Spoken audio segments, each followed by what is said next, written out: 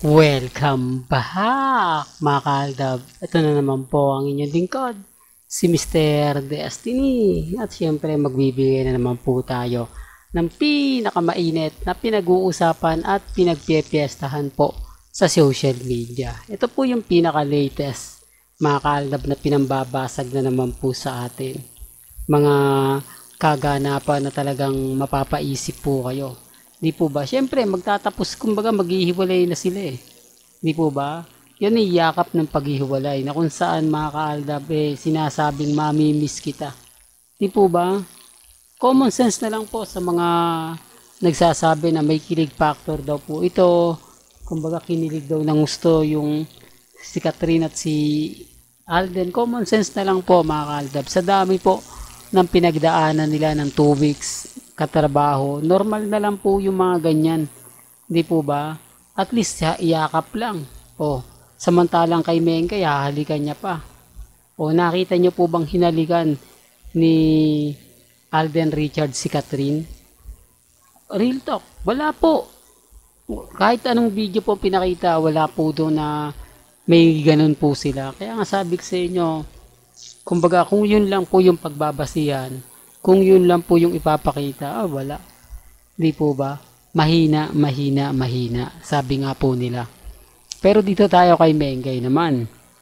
Mamaya na natin balikan si Richard Paul Quezon. Pansin niyo po ba kung kailan nga po nandito na si Alden sa Pilipinas, sinuot na ni Mengay yung singsing. Oh. Ayan, kitang-kita nyo, malaki. Di po ba? Na sinasabing dalawa po yung singsing na suot ni Maine Mendoza. At eto ang dami po kasi nagre-react, ang dami nagko-komento na keso ganito, keso ganon. Pansinin niyo po yung suot ni Mengay na singsing. Di po ba dalawa? Pero wala po ako sa posisyon para ipilit yan ha.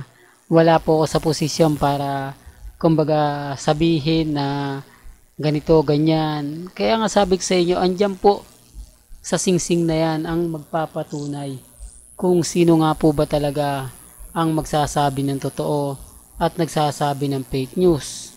Po ba? Kaya nga po yung iba nagko-komento na lang, nako hindi, Mr. Destiny, fake news yan, walang katotohanan. Wala naman pong problema. Hindi naman po tayo namimilit. Di po ba?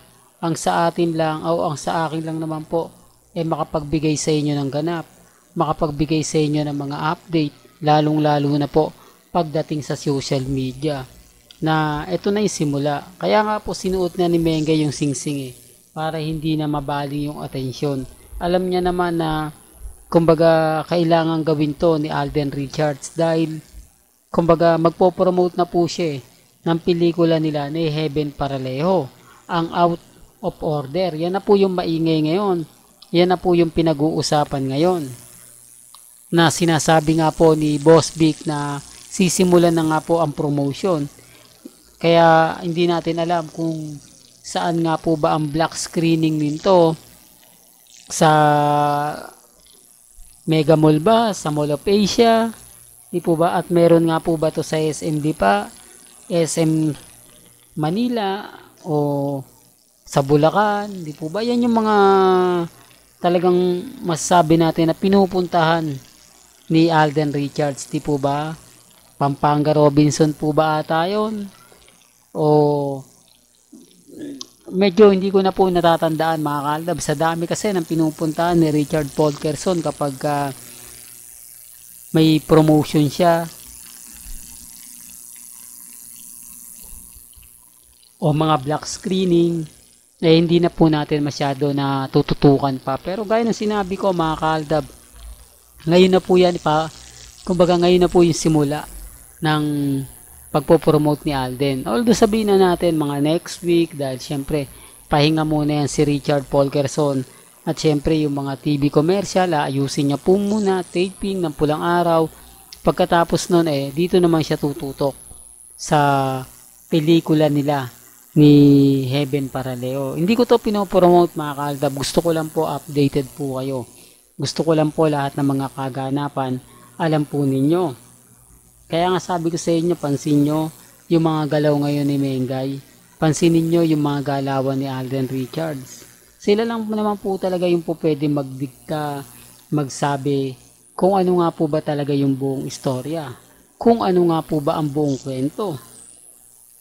Kaya nga po kita nyo si Jorus at saka si Jobert, may mga point sila na hindi nila sinasabi sa social media, hindi nila, kumbaga nililihim na lang nila.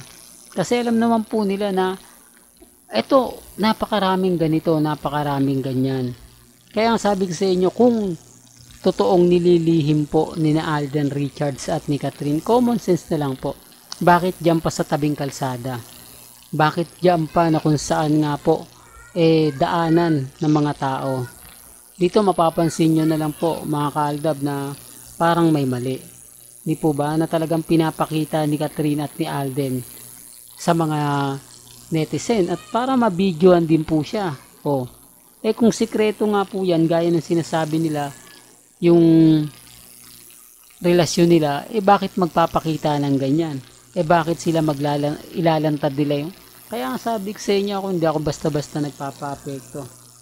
Hindi ako basta-basta naniniwala. Lalo na nga po, panay update nila na, nako Mr. Destiny, move on ka na. Tapos na yung boxing. Eto na, talagang gigil na gigil sila.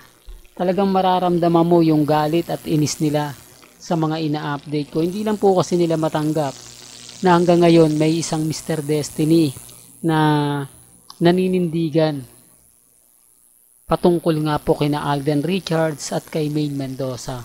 Gaya nga po ng lagi kong pinapaliwanag, kung sila nga po talaga, madali lang naman po yan. Mas papaboran, mas makikita. Bagamat wala naman po tayong wala naman po silang maipakitang pruweba, pagpapatunay na may kaganapan nga po na mas matindi kina Catherine at kay Alden Richards. At bakit naman po ikakatuwa? Pabor na pabor nga po yan sa pelikula. Yung iba pa nga po nagkakaroon pa ng mga scandal, etc. para lang po magkaroon ng pangalan o masabi natin mapag-usapan lang. Di po ba? Mga issue samantalang kay Alden at kay Catherine wala nang issue. Kumbaga magpapakilig lang sila, aayusin lang nila. Di po ba? Tapos na agad ang boxing.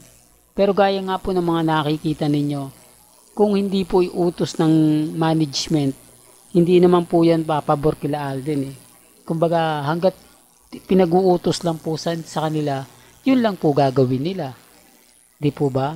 Well, hanggang dito na lang po ang ating latest updates. Kaya kung gusto nyo pa po ng pinaka-latest at sariwang update, abay tumutok lang po kayo dito po sa channel ni Mr. Destiny para updated po kayo sa mga latest at sa mga bagong video po na ilalabas po natin maya-maya lang. Kaya kung bago ka lang sa channel na to at isa kang true-blooded Aldab Nation na nagmamahal kina Mengay at Isoy, tama po ang channel na pinuntahan mo, kaya consider na po kitang bagong subscriber. At huwag mong kalimutang i-share ang mga video po natin sa mga mami, sa mga titas, at sa mga senyor.